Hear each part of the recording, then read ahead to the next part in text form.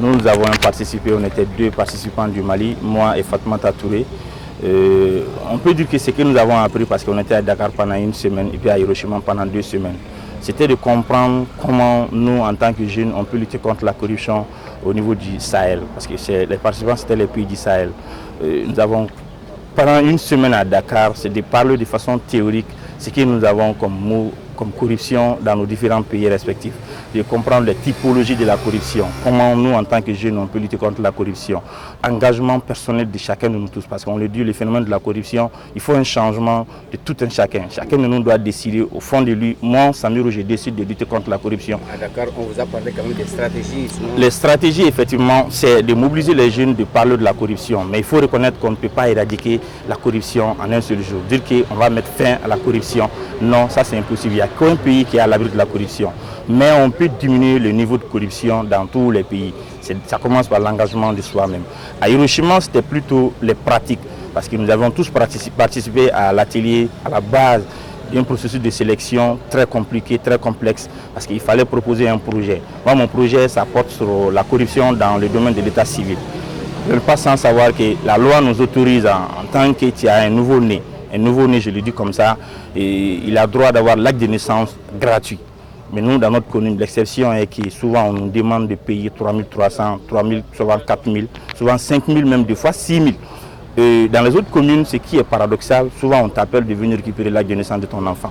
Mais ce qu'on nous dit ici en commune, c'est parce que tu n'as pas payé les taxes. C'est vrai, chaque citoyen a le droit, sinon l'obligation, le devoir d'aller payer ses taxes. C'est normal. Si tu as 18 ans et que la loi ne t'inscrit pas parmi les personnes qui doivent payer les taxes, vous devez aller payer les taxes. Au niveau de la commune 1, c'est 3 000 francs. Moi qui vous parle, je paye mes taxes régulièrement depuis le mois de janvier. Mais qu'on nous dise encore que la loi nous permet d'avoir l'acte de naissance de façon gratuite. Il n'y a pas de lien entre ces deux-là. L'acte de naissance, on doit l'avoir en tant que nouveau-né. Les taxes, nous, on doit le payer en tant que citoyen lambda. C'est les questions de communication, de sensibilisation des citoyens, de la population de la commune 1.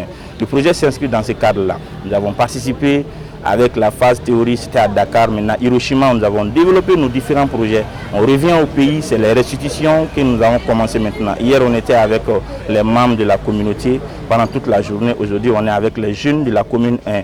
Et à la suite de ces restitutions-là, la mise en œuvre du projet continue. Pour vous dire qu'on n'est pas contre la mairie, l'action n'est pas contre la mairie. Au contraire, ça va aider la mairie à plus communiquer sur l'élaboration, comment élaborer, parce que les présentations d'aujourd'hui vont porter sur ça. De nous parler un peu du système de fonctionnement de la mairie, mais de nous dire ce qui est écrit, ce que la loi nous dit, il faut le dire. Si vous avez d'autres commentaires, il faut le dire aussi. Mais la loi nous permet d'avoir l'acte de naissance de nos enfants gratuit. Et la loi aussi nous dit, en tant que citoyens, d'aller payer nos taxes. Donc il n'y a pas de lien.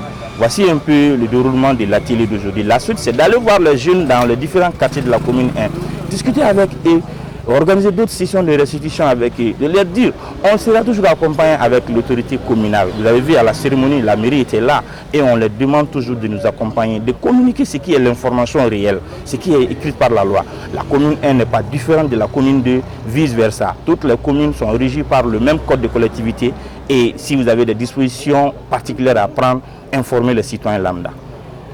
Merci. Je vous en prie.